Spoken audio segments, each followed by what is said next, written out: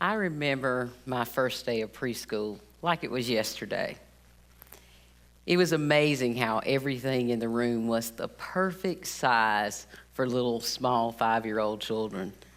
The little bitty small desk, the bright colors, the height appropriate interactive workstations.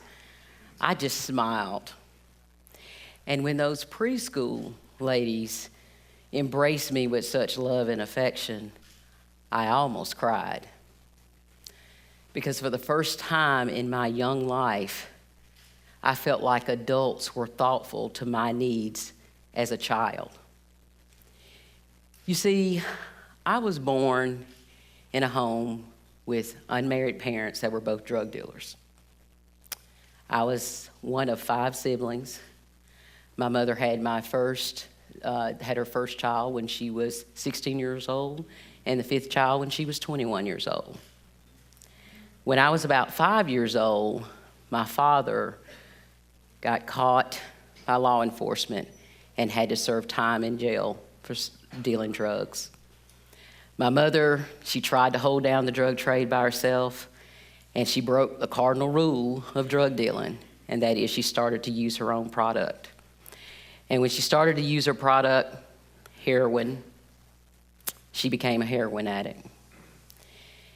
And one day, for reasons I'll never know to this day, she took me and my 5 siblings, and she divided us up among 3 different sets of relatives in 3 different towns, went back home, and committed suicide.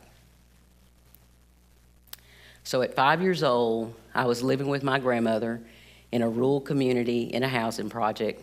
My grandmother was a poor domestic worker who cleaned homes for a living, and she had other nearly adult-sized children living in that home. Well, while in that home, I had an uncle that sexually abused me. I had an uncle that physically abused me, and I was subjected repeatedly to domestic violence to such an extent that I had to be put into homes with extended family members and even sometimes foster homes throughout my school life due to that dysfunction.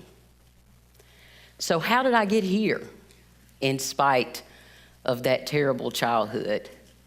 Well, it all started with that game-changing moment in preschool.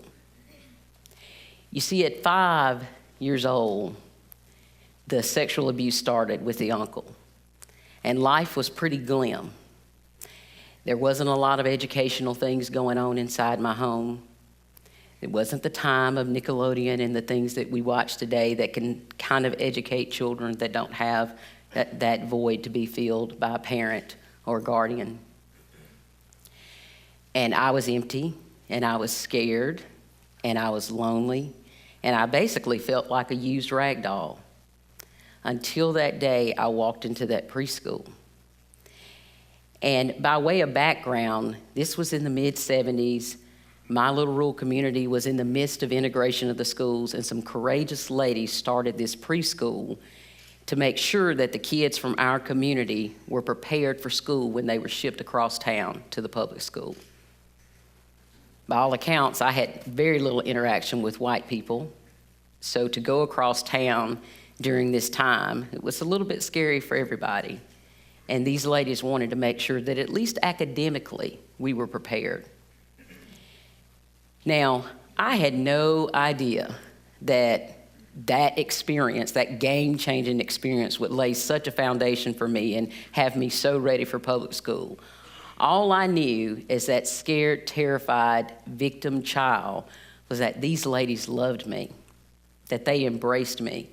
And then I noticed that every time I did something fantastic academically, I got love and affection. And as a kid that starved for that little small kid, I challenged myself to be the best student that I could be so that I could get that response.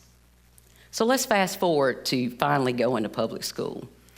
Well, on that day, I woke up and my grandmother said to me, "Elizabeth, I want you to go over to that school and I want you to tell that teacher to put an X everywhere she needs to sign and send the paperwork back tomorrow."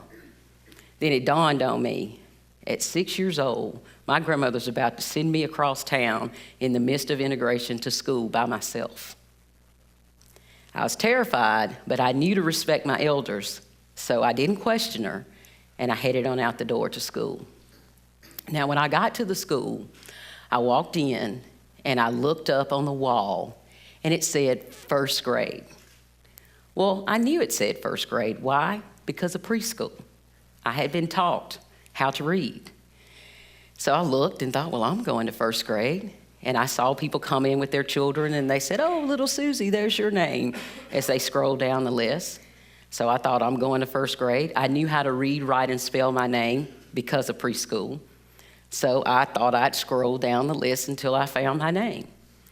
So got on my tiptoes, and I scrolled down the list and finally found my name. And I saw what room I was supposed to go into. Now, I knew about going from room to room and how rooms were labeled. Why? Because of preschool. So I went into that room, and I went and sat in a desk, very much like the desk here. And I sat there, sat up straight, and I sat in the front of the room, mind you, because the ladies at preschool told me nothing good happens in the back of the room. So I sat in the front of the room, and I sat there with my hands on my desk, my back straight, all ready and waiting for school class to start. And I noticed that there were other parents in the room interacting with the kids around them. And finally, the teacher approached me. And the teacher reminded me of Linda Carter from Wonder Woman. And I was a huge Wonder Woman fan. And as you can imagine, a child that was a victim like me, Wonder Woman was quite the superhero. And she walked to me, and in my 6-year-old mind, I thought, could this be? Is my teacher Wonder Woman? And she came and approached me with those big, beautiful blue eyes, and she looked down at my desk, my little desk, and she said, well, hello, young lady, what is your name? And I didn't know what to do. I panicked. I froze, and all that could come out was, my name's Elizabeth Humphrey, and my grandmother told me to tell you to put an X everywhere she needs to sign, and she'll send the paperwork back tomorrow. Well, she stood, and she paused, and she looked at me, and she said, well, how did you get in here? So I explained to her how I found my name on the wall and how I made it into the classroom. And she looked down at me, and I didn't appreciate it at the time. But she sort of had teared up a bit. And she looked down at me and looked down, and she said, Elizabeth Humphrey, you're going to be the brightest student I ever have. What a powerful, game-changing moment for me.